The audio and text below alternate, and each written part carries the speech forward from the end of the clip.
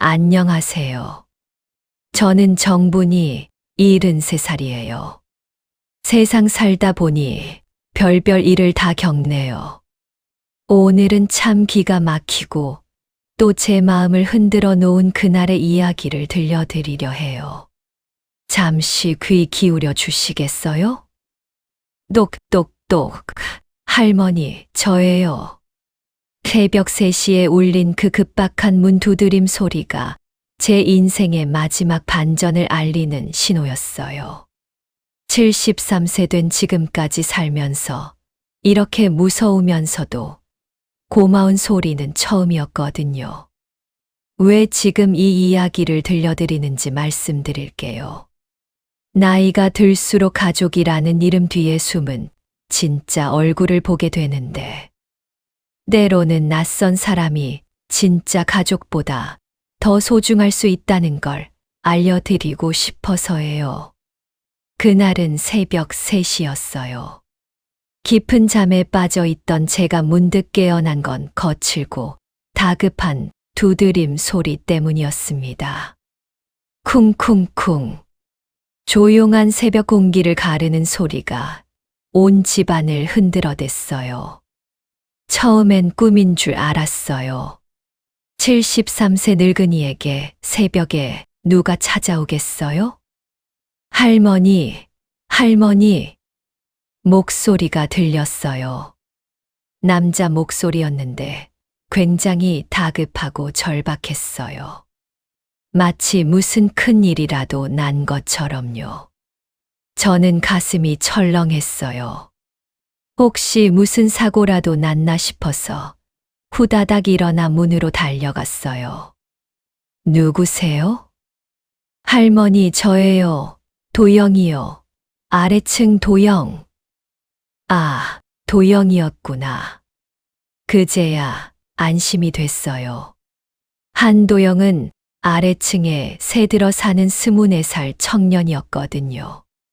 내 학교 다니면서 아르바이트를 전전하는 조용한 아이였어요.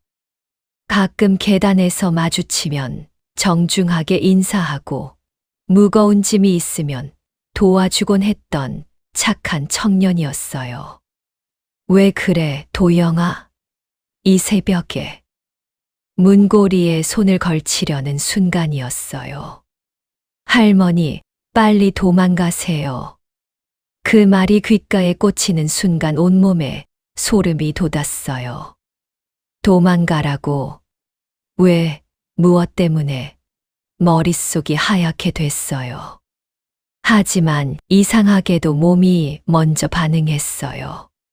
손이 저절로 움직여서 현관문 빗장을 풀고 있었어요. 오래 살다 보니 몸이 위험을 먼저 감지하는 것 같았어요. 문을 열자 도영의 창백한 얼굴이 보였어요. 평소와는 완전히 다른 모습이었어요. 눈이 동그랗게 커져 있고 이마에는 식은땀이 송골송골 맺혀 있었어요.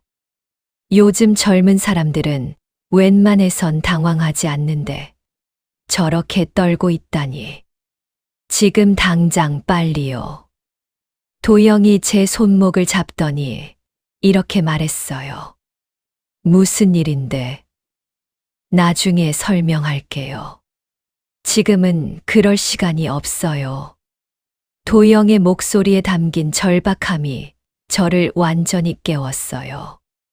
이건 장난이 아니었어요. 정말로 급한 상황이었던 거죠.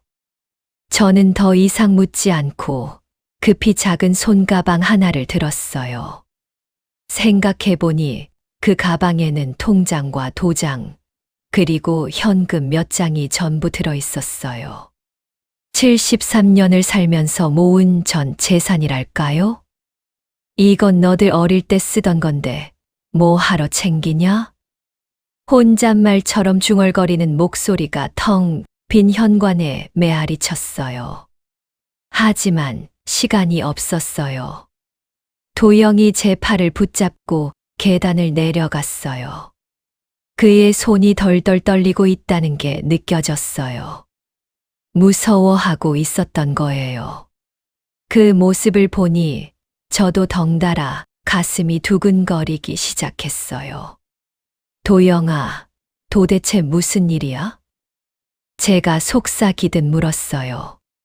새벽이라 다른 집에서 깰까봐 걱정됐거든요. 도영이 입에 손가락을 가져다 댔어요. 그리고는 귀를 기울이더니 고개를 끄덕였어요. 뭔가를 확인한 것 같았어요. 뒷문으로 나가요. 빨리요. 우리는 건물 뒤편으로 돌아 골목으로 나섰어요. 새벽 공기가 차갑게 뺨을 스쳤어요.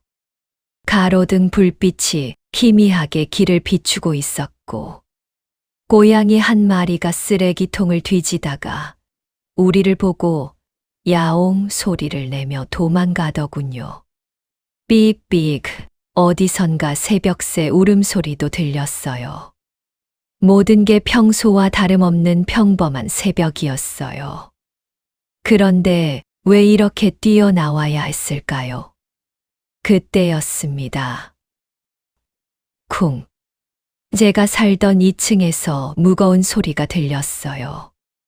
뭔가 단단한 것이 바닥에 떨어지는 소리 같았어요. 마치 가구가 넘어지는 소리처럼요. 도영과 저는 동시에 위를 올려다봤어요. 제 방 창문으로 희미한 불빛이 새어나오고 있었어요. 분명 제가 나올 때는 전등을 끄고 나왔는데 말이에요. 저게 뭐야? 제가 중얼거렸을 때 도영이 제 손을 더 세게 잡았어요. 할머니, 더 멀리 가야 해요. 하지만 저는 자꾸 뒤를 돌아보게 됐어요. 제 집에서 무슨 일이 일어나고 있는 걸까요? 그리고 도영은 어떻게 그걸 미리 알았던 걸까요? 골목 끝에서 우리는 멈춰섰어요. 도영이 휴대폰을 꺼내 어디론가 전화를 걸더니 짧게 지금이요 라고 말했어요. 그리고는 전화를 끊고 저를 돌아봤어요. 할머니, 이제 말씀드릴게요. 그의 얼굴이 가로등 불빛에 반쯤 가려져 보였어요.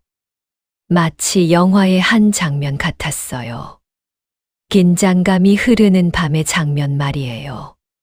사실은 도영이 말을 시작하려는 순간 저 멀리서 차 소리가 들렸어요. 검은 승용차 한 대가 우리가 살던 건물 앞에 멈춰 섰어요. 차에서 2명의 사람이 내렸어요.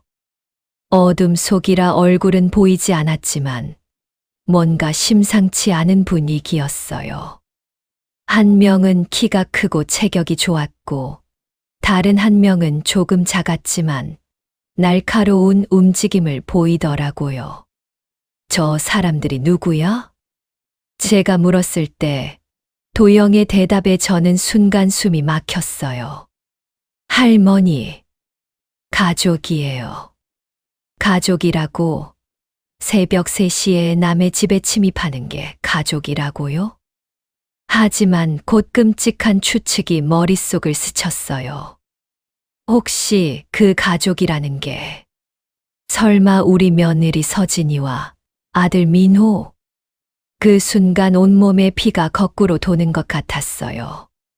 서진이와 민호가 새벽에 제 집에 왔다고요? 그것도 이렇게 몰래. 지난 몇 달간의 일들이 파노라마처럼 떠올랐어요. 며느리가 자꾸 요양원 이야기를 꺼냈던 것. 아들이 엄마 혼자 사시기 힘드시잖아요 라며 집을 정리하자고 했던 것. 그리고 무엇보다 제가 내 집은 절대 안 판다고 했을 때 둘의 표정이 싸늘하게 변했던 것까. 도영아, 너는 어떻게 이걸 알았어? 할머니, 일단 안전한 곳으로 가요. 가면서 천천히 말씀드릴게요. 우리는 24시간 찜질방 쪽으로 걸어갔어요. 뒤돌아보니 제 집 2층 창문에 여전히 불이 켜져 있었어요. 저 안에서 지금 무슨 일이 벌어지고 있는 걸까요? 그리고 만약 제가 그 방에 그대로 있었다면 상상만 해도 등골이 서늘해졌어요. 새벽 바람이 불어와 제 잠옷 자락을 흔들었어요. 차갑고 날카로운 바람이었지만 그 바람이 저를 살려준 건지도 모르겠어요. 만약 도영이가 깨워주지 않았다면 저는 지금 어떻게 됐을까요? 할머니, 괜찮으세요? 도영이 걱정스럽게 물었어요. 그제야 제가 부들부들 떨고 있다는 걸 깨달았어요. 무서움 때문만이 아니었어요. 분노 때문이기도 했죠. 제가 10달 동안 뱃속에 품고 키운 아들이 제가 며느리라고 부르며 사랑했던 여자가 저를 이렇게 대한다는 사실에 가슴이 미어졌어요. 하지만 동시에 다행이라는 생각도 들었어요. 도영이라는 천사 같은 청년 덕분에 목숨을 구했으니까요.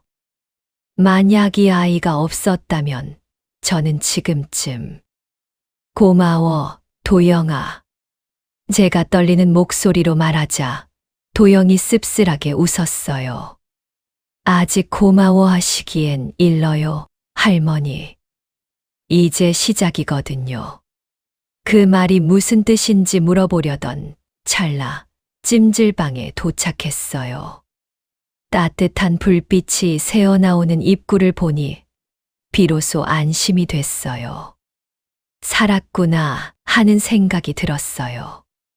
하지만 도영의 말이 계속 맴돌았어요. 이제 시작이라고. 도대체 무엇의 시작이라는 걸까요? 분이는 급히 작은 손가방 하나만 챙겼다. 찰칵찰칵 서랍에서 통장과 도장을 꺼내는 소리가 새벽 정적을 깨뜨렸다. 현금 몇 장, 남편이 남긴 금반지 하나. 73년 인생의 마지막 보루들이었다. 할머니 빨리요. 도영의 목소리에 다급함이 묻어났다. 분이는 평생 익숙한 집안을 마지막으로 둘러봤다.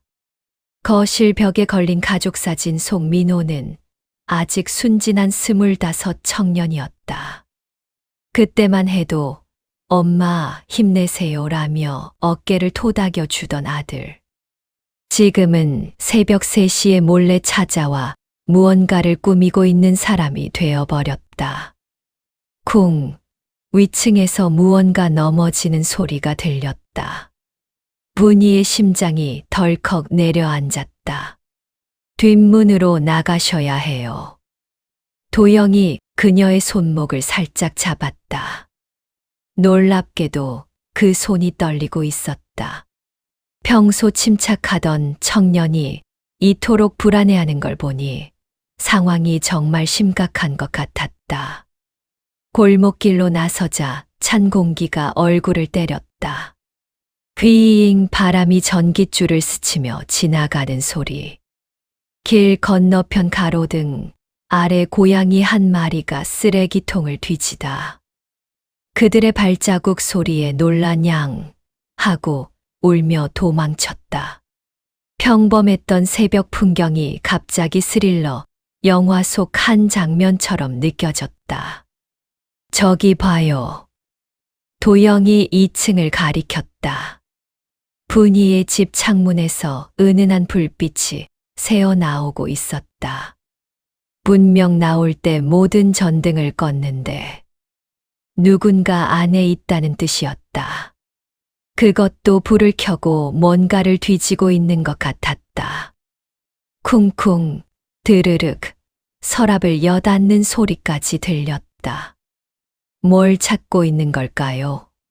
분이가 떨리는 목소리로 물었다. 아마 통장이나 도장 같은 거요. 할머니가 없으면 어디 숨겨뒀는지 몰라서 온 집을 뒤지는 거겠죠. 그 말에 분이는 손가방을 더욱 꽉 움켜쥐었다. 다행히 가장 중요한 것들은 이미 가져 나온 상태였다. 하지만 그 순간 섬뜩한 생각이 들었다. 만약 내가 집에 그대로 있었다면? 도영은 주변을 살피더니 분이를 골목 안쪽으로 이끌었다. 두 사람의 발걸음은 똑똑똑 콘크리트 바닥에 메아리 쳤다. 낮에는 아주머니들이 수다를 떨며 지나다니는 정겨운 골목이었는데 새벽에 보니 마치 거대한 미로 같았다. 할머니. 도영이 갑자기 걸음을 멈췄다. 혹시 최근에 며느리분이나 아들분이 이상한 말씀 안 하셨어요? 집을 팔자거나 요양원에 가시라거나. 분이의 얼굴이 굳어졌다. 정확히 한 달 전부터 서진이 계속 그런 이야기를 했었다. 어머님 혼자 사시기엔 너무 위험해요. 요양원이 얼마나 좋아졌는데요. 거기서 친구들도 사귀시고. 그때는 며느리의 걱정으로만 들렸는데. 그런데 당신은 어떻게 이런 걸 알았어요? 분이가 되물었다. 설마 그냥 우연히? 도영의 표정이 어두워졌다. 삐삐삐 어디선가 차 후진 경고음이 들려왔다. 새벽 배송 트럭이 지나가는 소리였다. 세상은 평범하게 돌아가고 있는데 자신만 이상한 사건 속에 휘말린 기분이었다. 사실 제가 우연히 알게 된 게 아니에요. 도영이 힘겹게 말을 꺼냈다. 며느리분을 조사하고 있었거든요. 조사. 분이의 눈이 커졌다. 네. 제가 그냥 대학생이 아니에요. 도영의 목소리가 더욱 작아졌다. 형과 함께 작은 탐정 사무소를 운영하고 있어요. 주로 보험, 사기나 불륜 같은 걸 조사하죠. 분이는 입을 다물 수 없었다. 그동안 순수한 대학생으로만 알고 있던 아이가 탐정이라니. 그런데 왜 서진을 조사하고 있었던 걸까? 윙윙 모터사이클 소리가 멀리서 들려오다 사라졌다. 신문 배달부인 모양이었다. 평범한 사람들은 평범한 새벽을 시작하고 있는데 자신은 왜 이런 영화 같은 일에 휘말린 걸까? 73년을 살면서 이렇게 심장이 빨리 뛴 적이 있었나 싶었다. 그럼 우리 서진이가 정말. 분이의 목소리가 떨렸다. 도영이 고개를 끄덕였다. 그 순간 2층에서 쾅 하는 큰 소리가 들렸다. 뭔가 바닥에 떨어뜨린 것 같았다.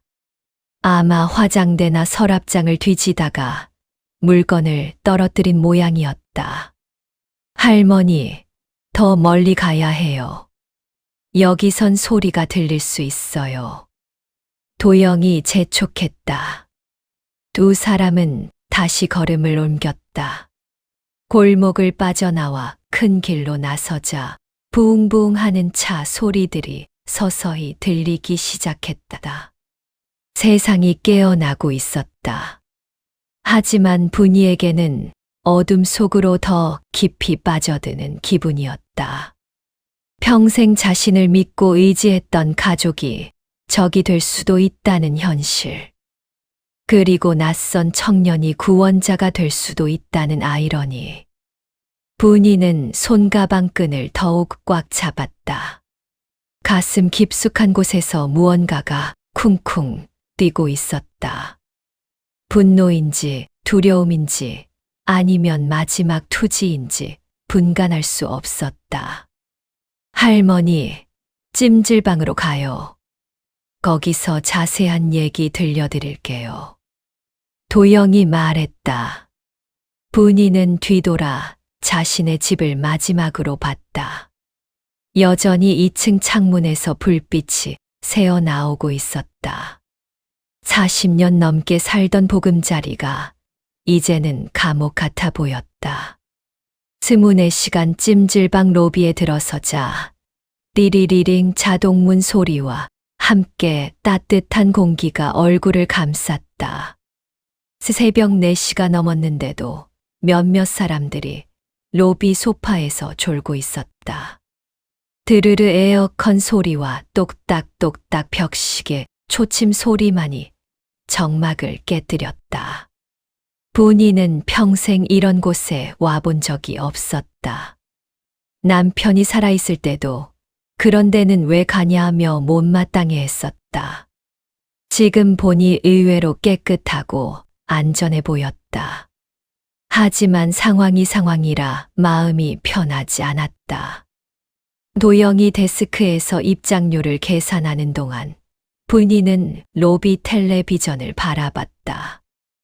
새벽 뉴스에서는 부동산 시세 상승 소식을 전하고 있었다. 서울 아파트 값도 상승. 강남 일대 평당 가격은 아이러니했다. 자신의 집값이 오르는 걸 걱정해야 할 처지가 되다니. 할머니, 이쪽으로 오세요.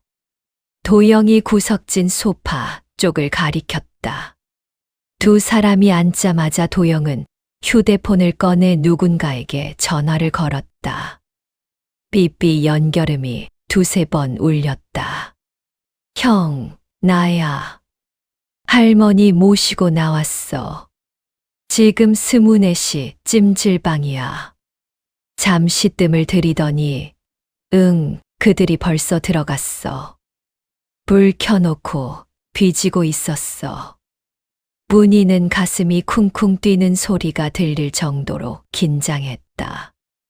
그들이라는 말이 계속 귓속에서 맴돌았다. 설마 정말 민호와 서진이 자신을 해치려 한다는 건가? 형이 30분 후에 온대요. 도영이 전화를 끊으며 말했다.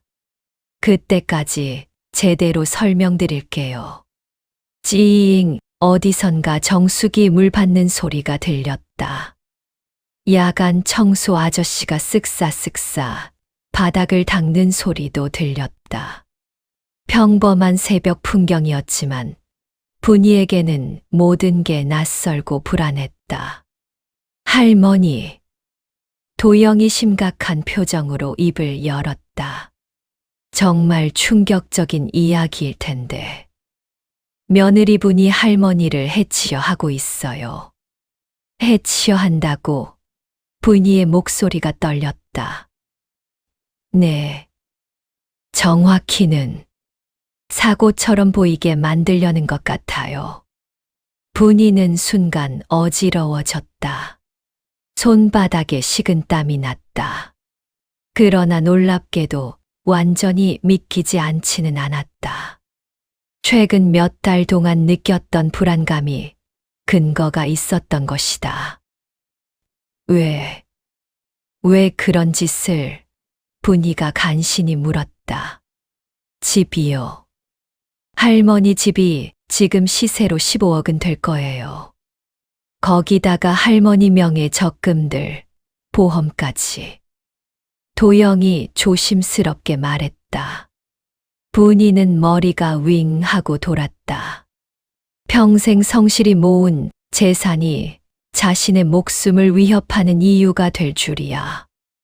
남편과 함께 한 푼 두 푼 모아 산 집이 자식을 위해 아껴온 돈이 이제는 독이 되었다. 그런데 당신은 어떻게 이런 걸 알게 됐어요? 분이가 의심스러운 눈으로 물었다. 도영이 한숨을 쉬었다. 형이랑 저는 신뢰조사 사무소를 운영해요. 주로 보험 사기를 조사하죠. 한 달 전에 보험회사에서 의뢰가 들어왔어요. 박서진이라는 여자를 조사해달라고. 우리 서진이를? 분이의 눈이 커졌다. 네. 서진 씨가. 이게 처음이 아니에요. 도영의 목소리가 더욱 낮아졌다.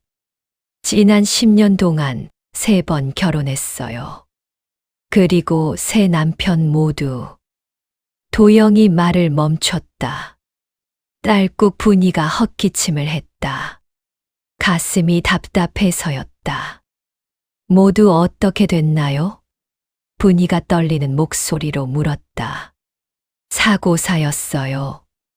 첫 번째는 계단에서 굴러떨어져서, 두 번째는 가스 중독으로, 세 번째는 교통사고로.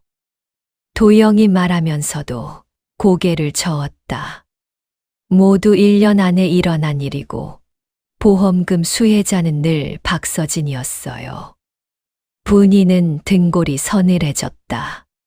손이 부들부들 떨려서 손가방을 제대로 잡을 수도 없었다.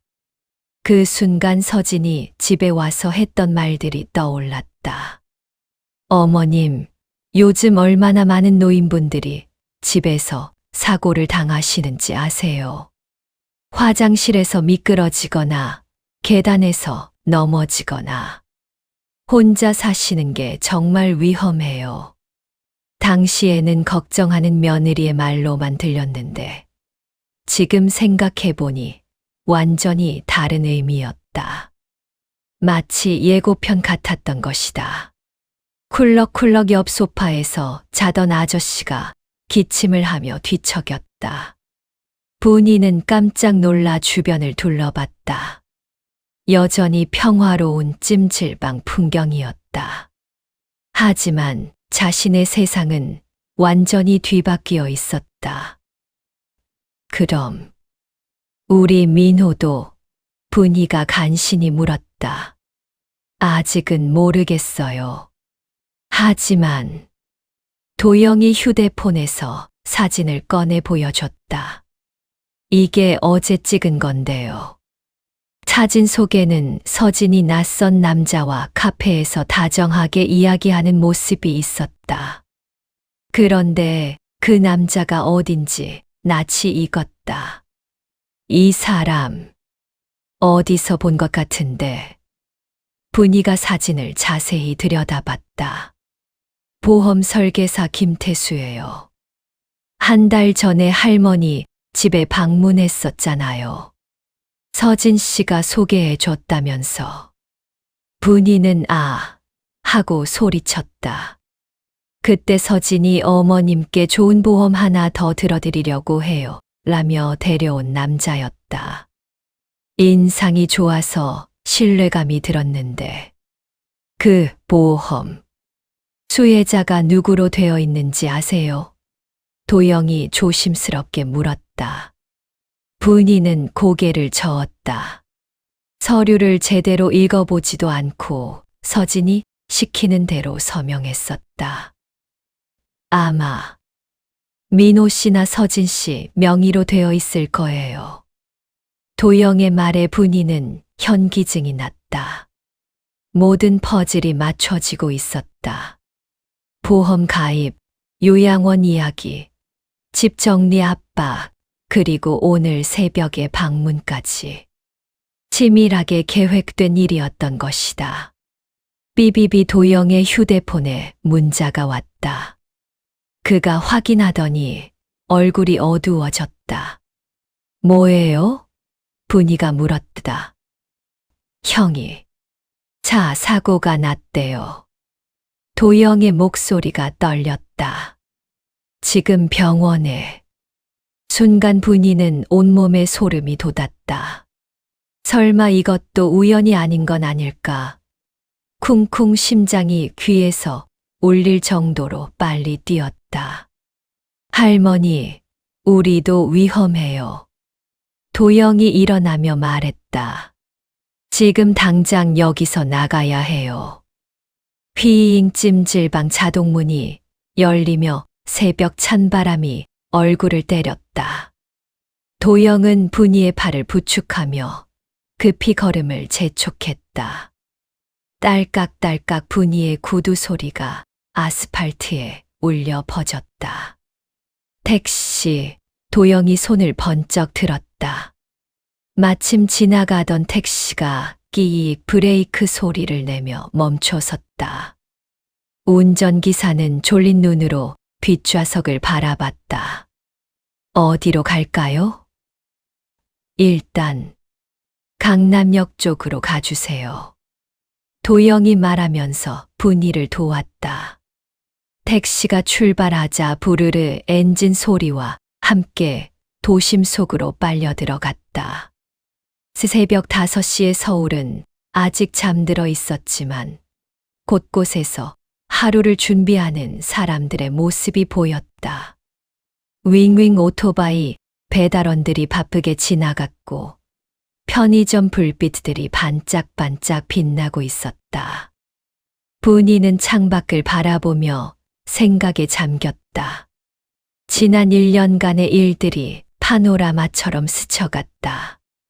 작년 가을 남편 장례식이 끝난 지 한 달 만에 서진이 처음으로 그런 말을 했었다.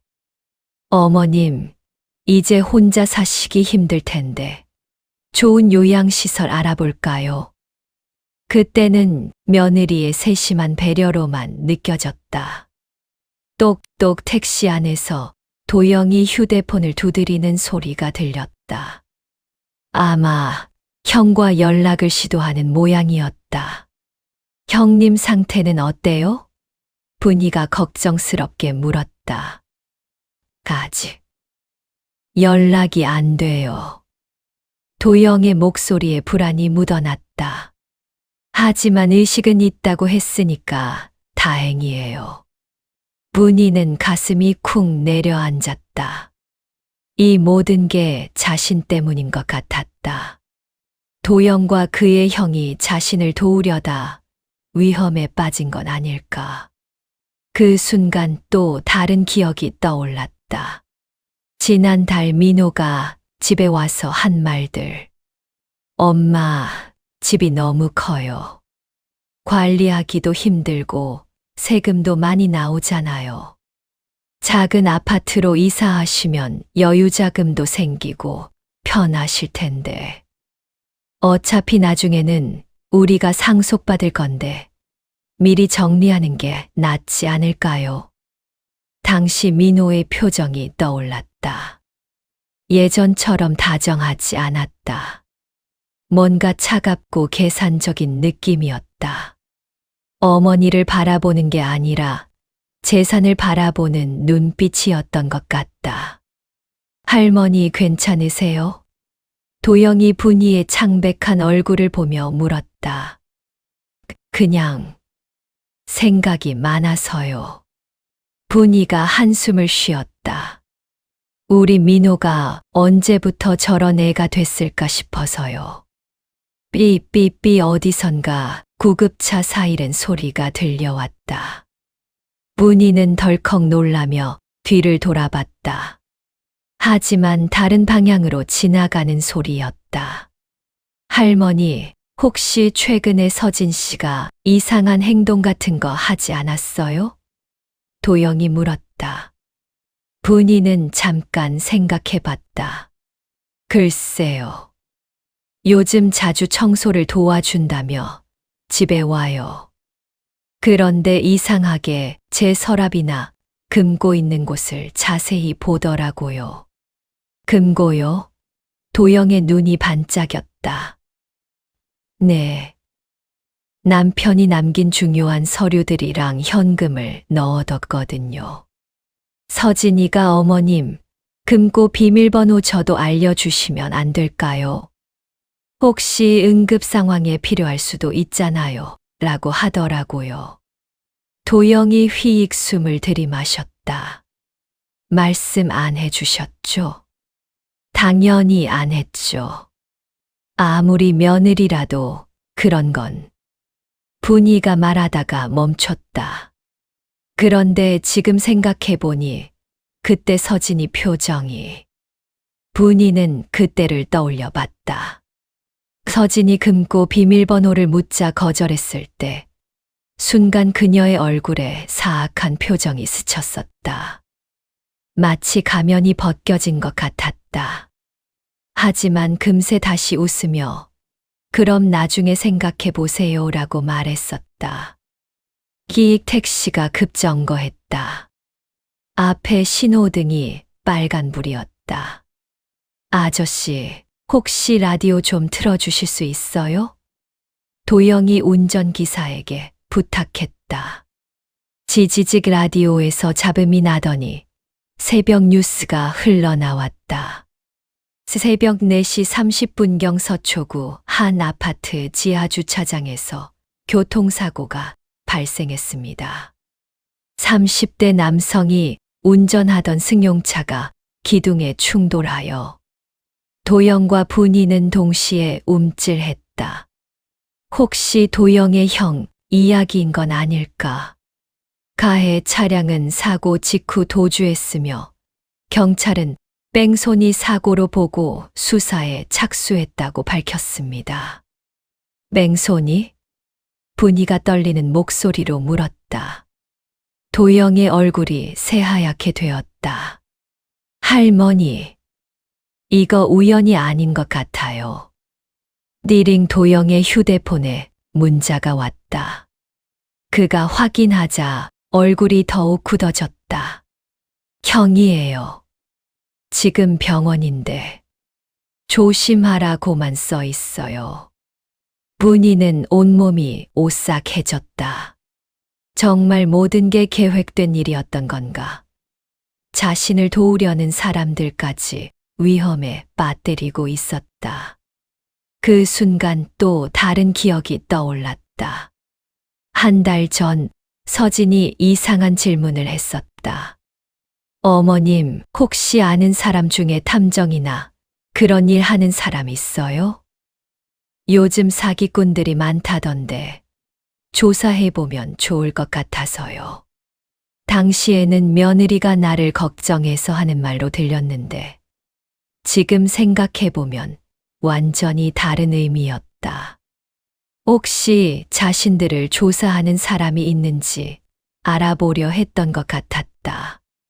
부릉부릉 큰 트럭이 옆으로 지나가며 택시를 흔들었다. 문희는 휘청하며 도영의 어깨에 기댔다. 할머니, 힘내세요. 우리가 꼭 이겨낼 거예요. 도영이 분이의 손을 잡았다. 하지만 분이는 절망적이었다. 평생을 믿고 살아온 가족이 적이 되었고 도움을 주려는 사람들마저 위험에 빠뜨리고 있었다. 73년을 살면서 이런 절망감을 느껴본 적이 있었나 싶었다. 삐삐 도영의 휴대폰이 또 울렸다. 이번에는 전화였다. 여보세요? 도영이 받자마자 얼굴이 굳어졌다.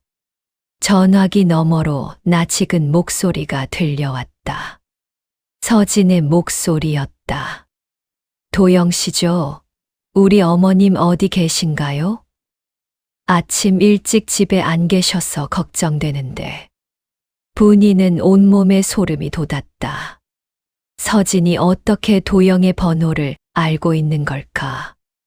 목소리 톤은 여전히 상냥했지만 그 속에 위협적인 무언가가 숨어 있었다.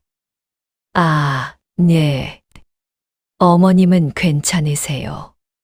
도영이 떨리는 목소리로 대답했다. 잠시 친구 댁에 계시는데요. 친구 댁이요? 서진의 목소리가 한 톤 낮아졌다. 어떤 친구인지 말씀해 주실 수 있나요? 가족으로서 걱정돼서요. 분이는 도영의 팔을 꽉 잡았다. 손바닥에 촉촉한 땀이 났다. 서진의 목소리에서 위협적인 무언가가 느껴졌다. 그게 개인적인 일이라서. 도영이 말을 흐렸다. 찰칵 서진이 전화를 끊어버렸다. 할머니, 큰일이에요. 도영이 휴대폰을 내려놓으며 말했다. 서진 씨가 제 번호를 어떻게 알았을까요? 택시 기사가 끙끙하며 하품을 했다. 그에게는 그냥 평범한 새벽 손님들일 뿐이었다. 하지만 뒷좌석에서는 생사를 건 줄다리기가 벌어지고 있었다. 아저씨, 목적지 바꿔주세요. 서울역으로 가주세요. 도영이 급하게 말했다. 끼익 택시가 방향을 틀었다.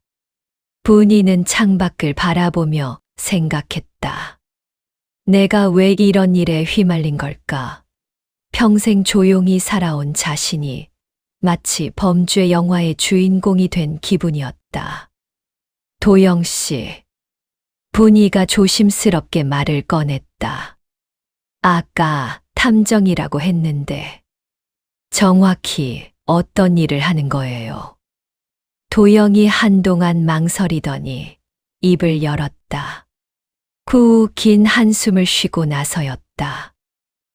사실 저희는 한솔신뢰조사 사무소를 운영해요. 형 이름이 한재민이고 저는 한도영이에요. 그가 명함을 꺼내 건네줬다. 분이가 명함을 받아보니 반듯하게 인쇄된 글씨들이 보였다. 불륜조사, 신원조사, 보험사기 전문이라고 적혀 있었다. 주로 어떤 일을 하나요? 분이가 물었다. 바람 피우는 남편이나 아내 뒤를 쫓기도 하고 사기꾼들을 잡기도 해요. 그리고 도영이 목소리를 낮췄다. 보험금을 노린 범죄자들을 조사하죠.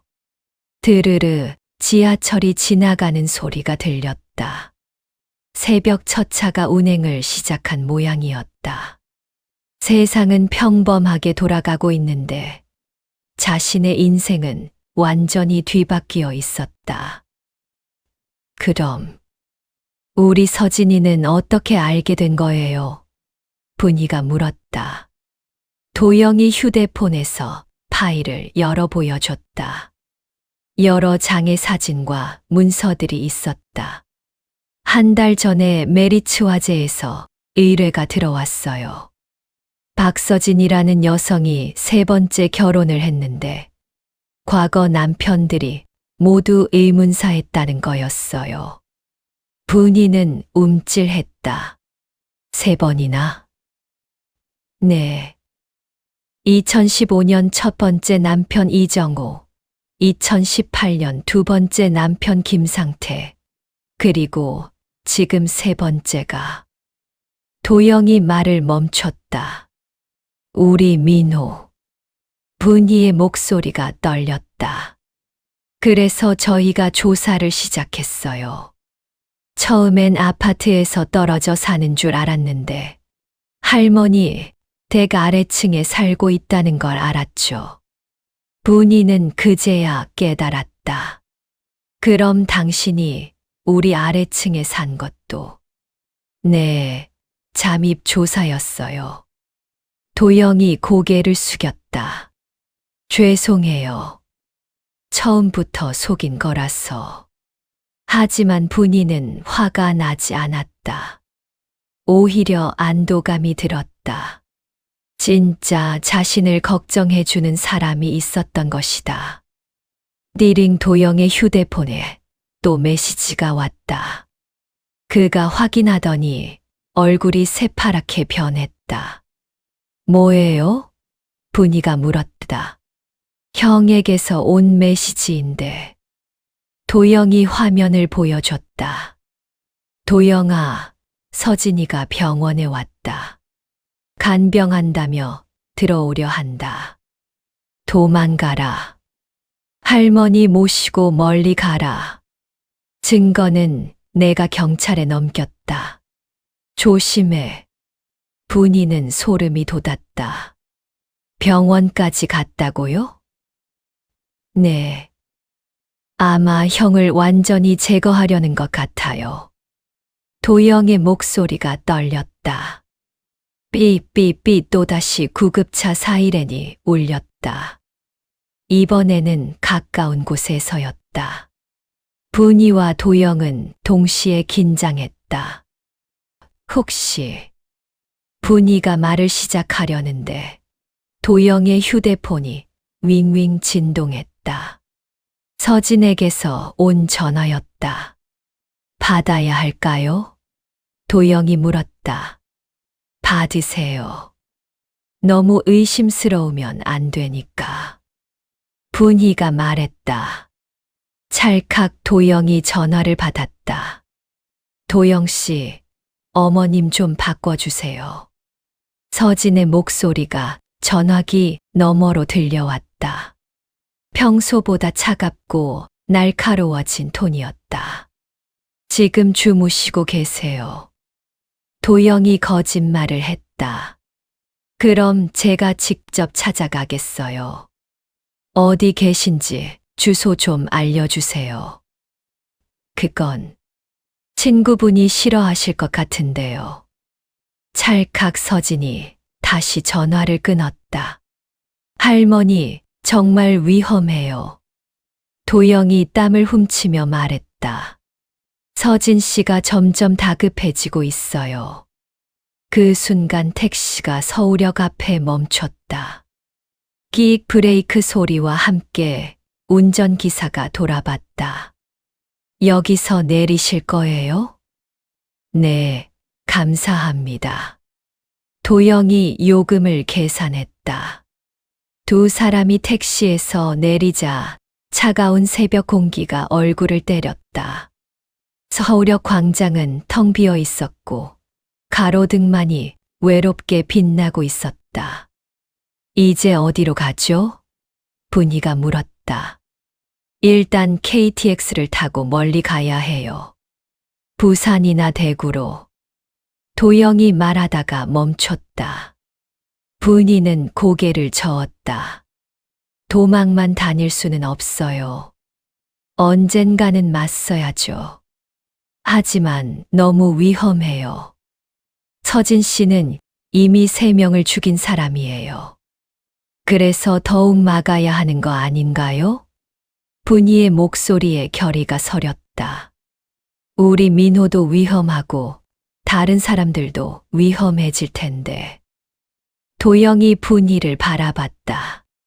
73세 할머니의 눈에서 강인한 의지가 보였다.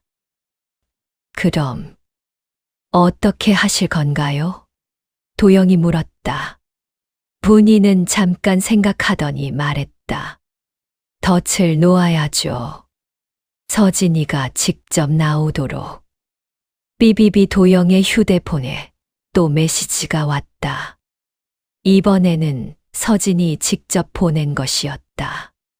어머님, 집에서 기다리고 있을게요. 꼭 돌아오세요. 가족이잖아요.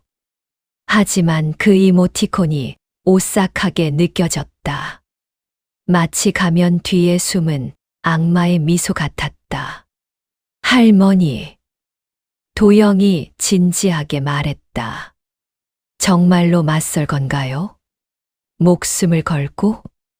분희가 고개를 끄덕였다. 73년을 살면서 이렇게 화가 난 적이 없어요. 내 가족을 이용해서 내 아들까지 망치려 하다니. 그녀의 목소리에서 분노와 결의가 동시에 느껴졌다. 약한 할머니가 아니라 마지막 전투를 준비하는 전사의 모습이었다. 서울역 새벽 6시. 삐 KTX 출발 알림음이 울려 퍼졌지만 분희와 도영은 플랫폼에서 벗어나 역내 카페로 향했다. 24시간 운영하는 작은 카페는 윙윙. 에스프레소 머신 소리와 째깍째깍 시계 소리만이 정적을 깨뜨리고 있었다. 할머니, 정말 위험한 일이에요. 도영이 뜨거운 아메리카노를 앞에 두고 말했다. 서진 씨는 지금까지 완벽 범죄를 저질러온 사람이에요. 분희는 호호 김이 나는 차를 불어가며 대답했다. 그래서 더욱 막아야 하는 거 아닌가요? 완벽하다고 생각하는 사람일수록 교만해지죠. 날랑 카페 문이 열리며 새벽 첫 손님이 들어왔다. 택배 기사로 보이는 아저씨가 피곤한 얼굴로 커피를 주문했다. 평범한 새벽 풍경이었지만 두 사람에게는 마지막 작전 회의 시간이었다. 어떤 식으로 덫을 놓으실 생각이에요? 도영이 물었다. 분이의 눈에 날카로운 빛이 스쳤다. 서진이가 가장 원하는 게 뭐겠어요? 나를 조용히 의심받지 않게 제거하는 거죠. 그럼 내가 먼저 연락해서 집으로 돌아간다고 할 거예요. 그리고 분이가 목소리를 낮췄다. 병원에 입원한다는 핑계를 대겠어요. 도영이 깜짝 놀랐다. 그럼 완전히 서진 씨 손 안에 들어가는 거 아닌가요? 그게 바로 함정이에요. 분이가 의미심장하게 웃었다. 서진이는 나를 약한 할머니로만 알고 있어요. 설마 내가 모든 걸 다 안다는 생각은 못할 거예요. 띠링 도영의 휴대폰에 메시지가 또 왔다. 형, 재민에게서였다. 서진이 병원에서 나갔다. 간호사들에게 물어보니 내 병실 번호와 상태를 자세히 알아갔다. 정말 위험하다. 경찰에는 이미 연락했는데 증거 부족으로 당장 체포는 어렵다고 한다. 분이가 메시지를 읽어보고는 결심에 찬 표정을 지었다. 더욱 확실한 증거를 잡아야겠네요. 어떻게요? 직접 범행을 시도하게 만들어야죠. 그것도 확실한 증거가 남도록. 도영이 고개를 저었다. 너무 위험해요. 실수하면 정말로. 도영 씨. 분이가 그의 손을 잡았다. 내 나이가 벌써 73이에요. 이런 일을 당하고도 비겁하게 숨어만 있으면 나머지 인생을 어떻게 살겠어요? 그녀의 손이 따뜻했지만 결의로 가득 차 있었다. 삐삐 분이가 자신의 휴대폰을 꺼냈다. 지금 서진이에게 전화할게요. 지금요? 도영이 다급하게 물었다. 네. 늦으면 늦을수록 서진이가 의심할 거예요. 분이가 번호를 눌렀다. 따르르 연결음이 2번 울리자 서진이 바로 받았다. 어머님, 어디 계세요? 정말 걱정했어요. 목소리는 여전히 상냥했지만 어딘지 날카로운 느낌이 있었다. 서진아, 미안하다. 갑자기 어지러워서 병원에 갔었어. 분이가 약한 목소리를 연기했다. 병원이요? 어느 병원이에요? 지금 달려갈게요. 아니야, 괜찮아. 검사 결과 나오면 집에 갈게. 오후쯤에. 어머님, 혼자 계시면 안 돼요. 제가 모시러 갈게요. 어느 병원인지만 말씀해 주세요. 서진의 목소리가 점점 다급해졌다. 서울대병원이야. 그런데 이미 퇴원 수속 밟고 있어서. 오후에 집에서 보자.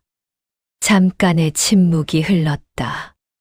전화기 너머로 서진이 뭔가 계산하는 듯한 느낌이 들었다. 그럼 집에서 기다릴게요. 저녁도 해드릴게요.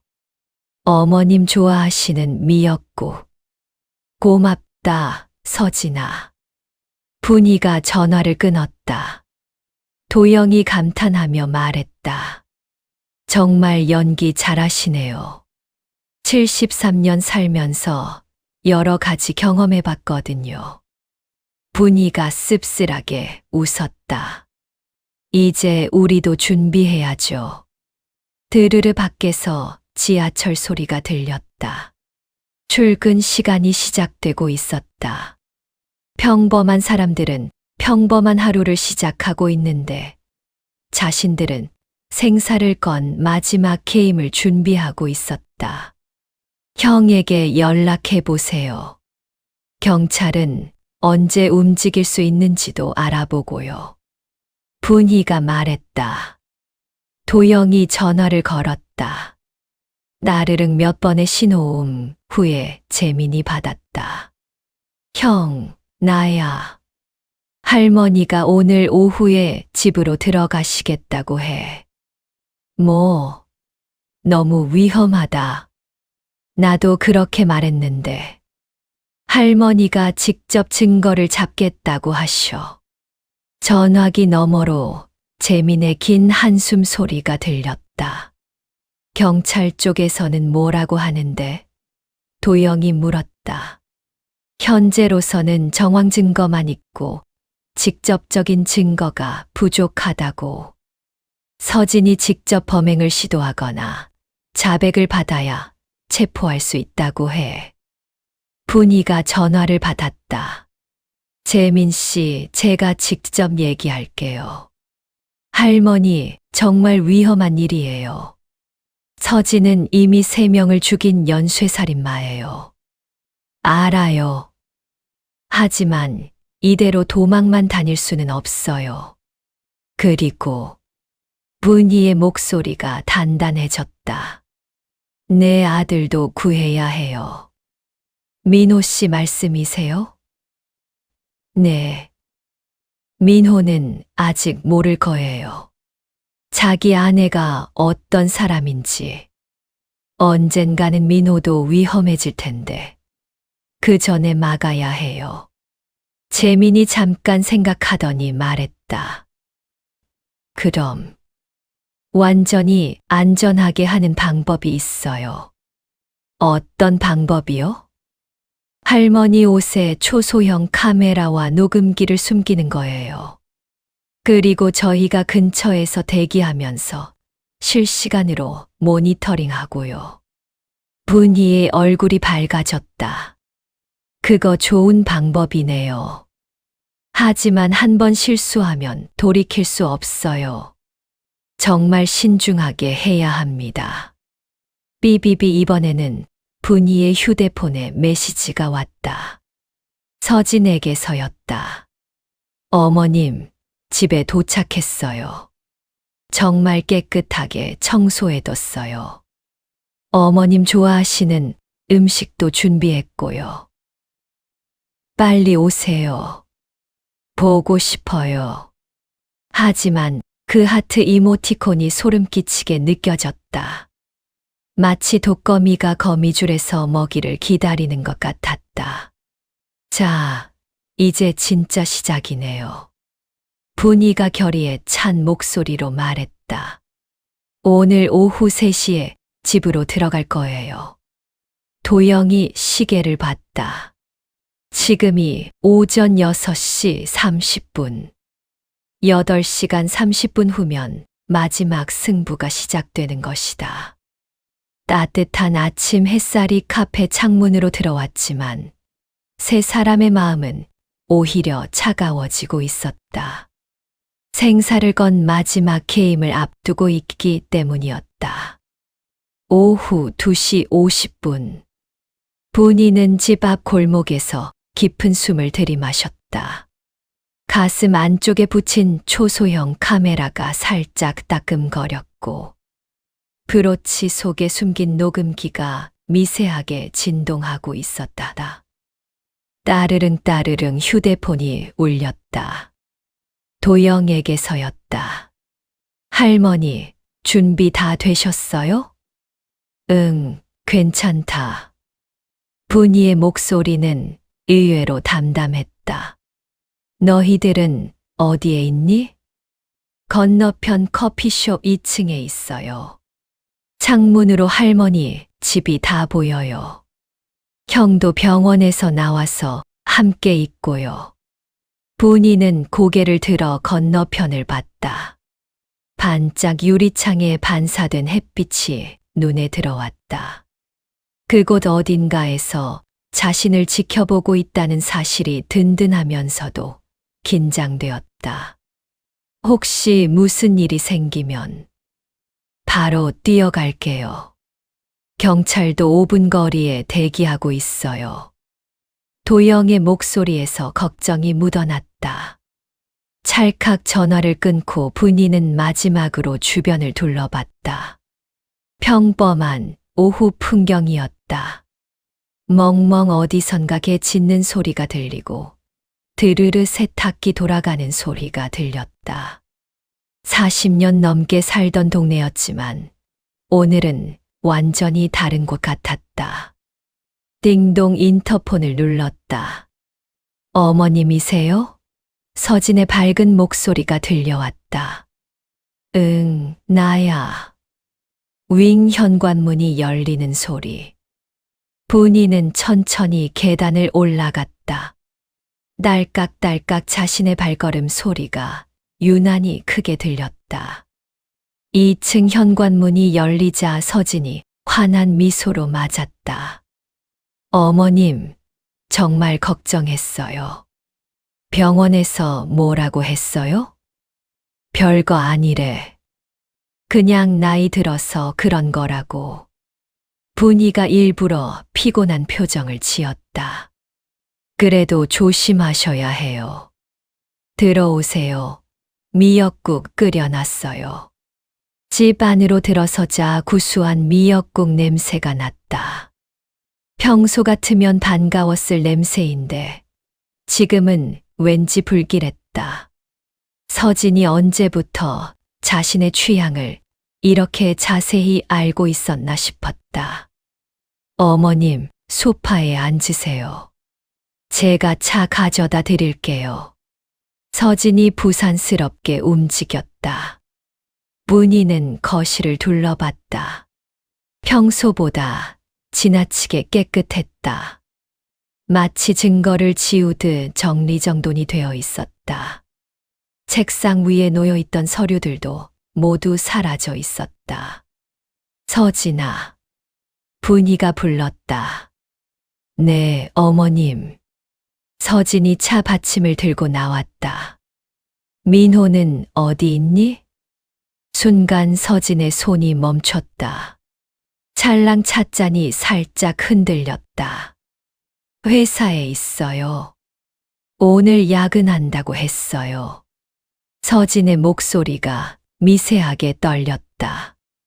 분이는 속으로 안도했다. 적어도 민호는 안전한 곳에 있었다. 그럼 우리 둘만 있네. 분이가 의미심장하게 말했다. 네, 그러게요. 서진이 이상한 미소를 지었다. 오랜만에 어머님이랑 둘이서 대화할 수 있을 것 같아요. 서진이 가져온 차를 받아들며 분이는 조심스럽게 냄새를 맡아봤다. 은은한 대추차 향이 났지만 뭔가 다른 냄새도 섞여 있는 것 같았다. 서진아, 이 차 어디서 났니? 아, 그냥 마트에서 산 거예요. 어머님 좋아하실 것 같아서. 서진이 자신도 차를 한 잔 따랐다. 하지만 분이는 눈치챘다. 서진은 자신의 찻잔에 입을 대지 않고 있었다. 똑딱똑딱 벽시계 소리만이 정적을 깨뜨렸다. 두 여자가 서로를 바라보며 조용한 신경전을 벌이고 있었다. 어머님, 서진이 먼저 입을 열었다. 요즘 많이 피곤하시죠? 응, 나이가 나이다 보니. 그래서 말인데요. 서진이 천천히 말했다. 정말로 요양원 생각해 보시는 게 어때요? 혼자 계시면 위험하잖아요. 그 위험이라는 단어에 묘한 강조가 있었다. 위험이라니? 어머님도 아시잖아요. 요즘 얼마나 많은 노인 사고가 일어나는지. 서진의 눈빛이 날카로워졌다. 화장실에서 미끄러지거나 계단에서 굴러떨어지거나 가스를 잘못 사용하거나 분이의 등골이 서늘해졌다. 서진이 나열하는 것들이 모두 사고로 위장된 살인 방법들이었다. 그런 일이야 조심하면 되지. 분이가 애써 담담하게 말했다. 하지만 실수라는 건 언제 일어날지 모르는 거잖아요. 서진이 의미심장한 웃음을 지었다. 딸깍 서진이 가방에서 작은 유리병을 꺼냈다. 어머님, 이거 드세요. 건강에 좋은 영양제예요. 분이는 그 유리병을 보는 순간 온몸에 소름이 돋았다. 투명한 액체가 들어있었는데 무언가 불길한 느낌이 들었다. 뭔데? 홍삼 농축액이에요. 병원에서 받아온 거라서. 서진이 부드럽게 설득했다. 드시면 기력이 확실히 좋아지실 거예요. 분이는 본능적으로 거부감이 들었다. 이것이 바로 지금까지 3명의 남편을 죽인 독일 가능성이 높았다. 고맙긴 한데 지금은 배가 불렀어. 어머님, 서진의 목소리가 갑자기 차가워졌다. 제가 이렇게 정성껏 준비했는데 안 드시면 섭섭하죠. 그 순간 분이는 깨달았다. 서진이 더 이상 연기하지 않고 있었다. 가면이 벗겨지기 시작한 것이다. 그럼 한 모금만. 분이가 유리병을 받아들었다. 하지만 그 순간 쾅 하고 현관문이 열리는 소리가 들렸다. 엄마, 나왔어. 민호의 목소리였다. 서진의 얼굴이 순간 일그러졌다. 계획에 없던 변수가 생긴 것이다. 딸깍딸깍 계단을 올라오는 발걸음 소리. 민호가 거실로 들어오자 서진은 재빨리 밝은 표정으로 돌아섰다. 여보, 일찍 왔네? 응, 일이 일찍 끝나서. 민호가 분이를 보더니 반갑게 웃었다. 엄마, 어디 갔다 오셨어요? 아침에 안 계시더라고요. 응, 잠깐 병원 갔다 왔어. 분이가 대답했다. 병원? 민호의 얼굴에 걱정이 스쳤다. 어디 아프세요? 그 순간 분이는 아들의 얼굴을 자세히 봤다. 진짜 걱정하는 표정이었다. 아직은 서진의 정체를 전혀 모르고 있었다. 민호야. 분이가 조심스럽게 말했다. 너 아내가 어떤 사람인지 정말 알고 있니? 엄마, 갑자기 왜 그러세요? 민호가 당황했다. 서진이 재빨리 끼어들었다. 어머님이 병원에서 검사 받으시느라 많이 피곤하신가 봐요. 이상한 소리 하시네요. 하지만 분이는 포기하지 않았다. 민호야, 내 아내 이전 남편들이 어떻게 됐는지 아니? 순간 정적이 흘렀다. 민호가 어리둥절한 표정으로 서진을 봤다. 이전 남편, 서진이가 결혼한 적이 있어요? 서진의 얼굴이 완전히 굳어졌다. 이제 더 이상 숨길 수 없는 상황이 된 것이다. 어머님, 서진이 차가운 목소리로 말했다. 지금 뭐 하시는 거예요? 어머님, 지금 뭐 하시는 거예요? 서진의 목소리가 얼음장처럼 차가워졌다. 민호가 어리둥절하며 두 사람을 번갈아 봤다. 뭔 소리예요? 서진이한테 이전 남편이 있다고요. 분이는 심호흡을 한 번 하고 일어섰다. 민호야, 내 아내는 지금까지 3명의 남편을 죽인 연쇄살인마야. 쿵, 민호가 소파에 주저앉았다. 엄마, 정신 차리세요. 무슨 소리를. 정신 차려야 할 사람은 너야. 분이의 목소리가 떨렸다. 2015년 이정호, 2018년 김상태. 모두 결혼 1년 안에 의문사했어. 그리고 지금 너를 노리고 있고 나까지 제거하려고 하고 있어. 서진이 빙긋 웃었다. 더 이상 따뜻한 며느리의 가면을 쓸 필요가 없었다. 어머님, 정말 똑똑하시네요. 서진이 박수를 쳤다. 언제부터 알고 계셨어요? 민호가 경악한 표정으로 아내를 바라봤다. 서진아, 이게 무슨 소리야? 여보, 미안해. 서진이 시큰둥하게 말했다. 계획보다 일찍 들통났네. 원래는 어머님 먼저 정리하고 천천히 설명해 주려고 했는데. 정리라는 단어에 민호는 온몸이 굳어졌다. 설명해 줘. 뭘 설명해 준다는 거야? 민호의 목소리가 떨렸다. 사랑했어. 정말로. 서진이 차갑게 웃었다. 하지만 사랑보다 중요한 게 있거든. 생존이랑 돈이지. 분이가 가슴속 녹음기가 모든 걸 담고 있기를 간절히 바랐다. 그럼 나도, 민호가 간신히 물었다. 글쎄, 원래 계획대로라면 몇 달 더 살 수 있었을 텐데. 서진이 다시 작은 유리병을 집어들었다. 어머님 때문에 계획이 틀어졌네. 딸깍 서진이 유리병 뚜껑을 열었다. 시큼한 냄새가 퍼졌다. 이게 뭐예요? 분이가 물었다. 시안화칼륨이야. 서진이 태연하게 대답했다. 무색무취에 가까워서 발각하기 어려워. 심장마비로 죽은 것처럼 보이거든. 민호가 벌떡 일어섰다. 서진아, 정신 차려.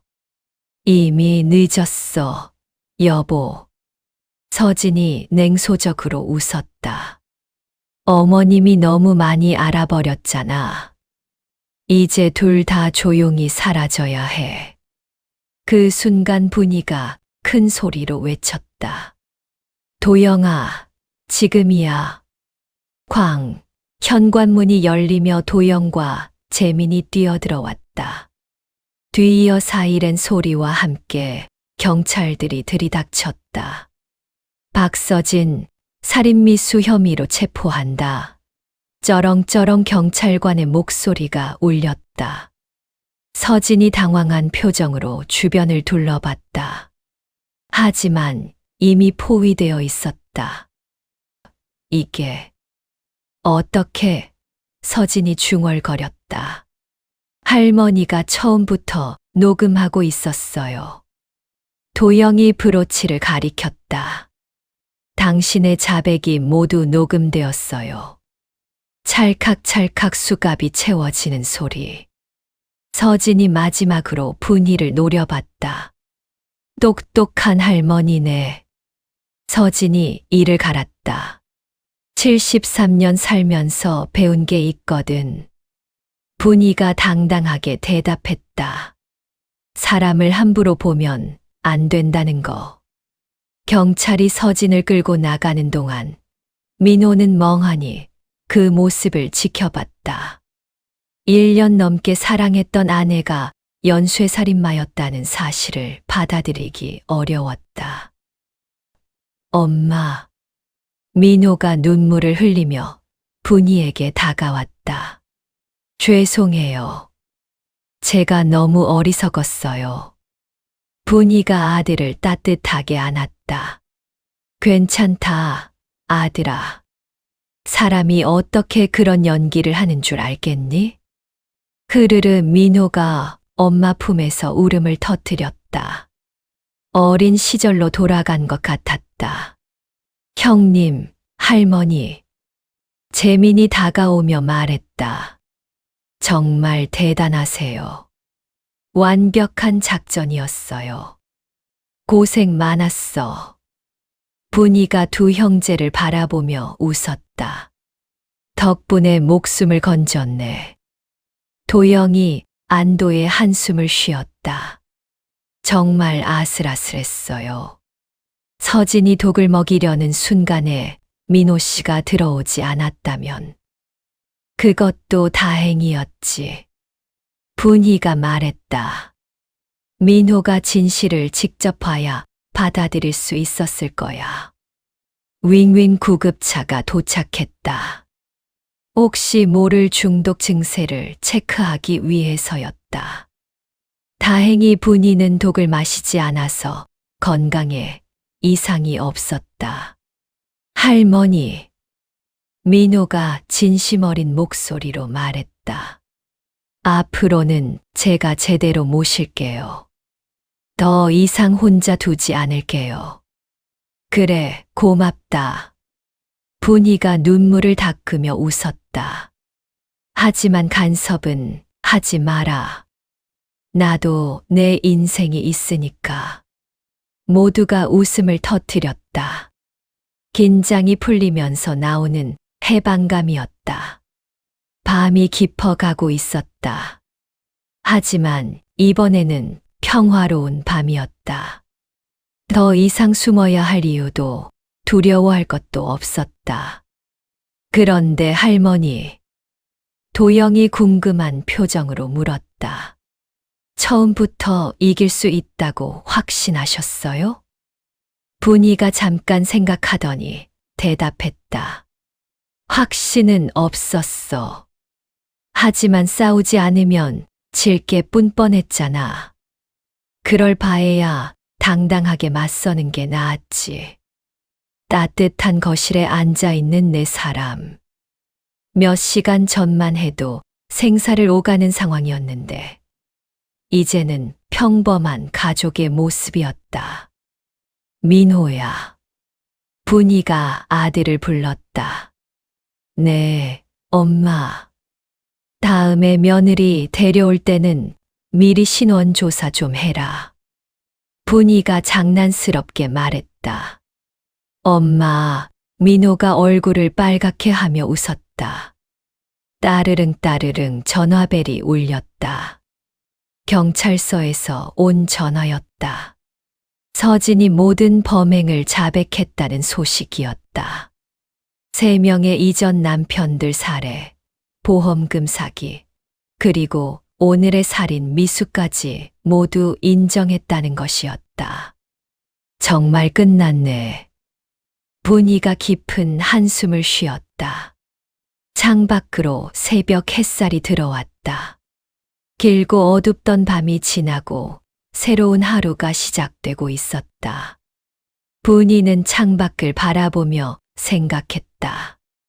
73년을 살면서 가장 위험한 순간이었지만 동시에 가장 당당했던 순간이기도 했구나.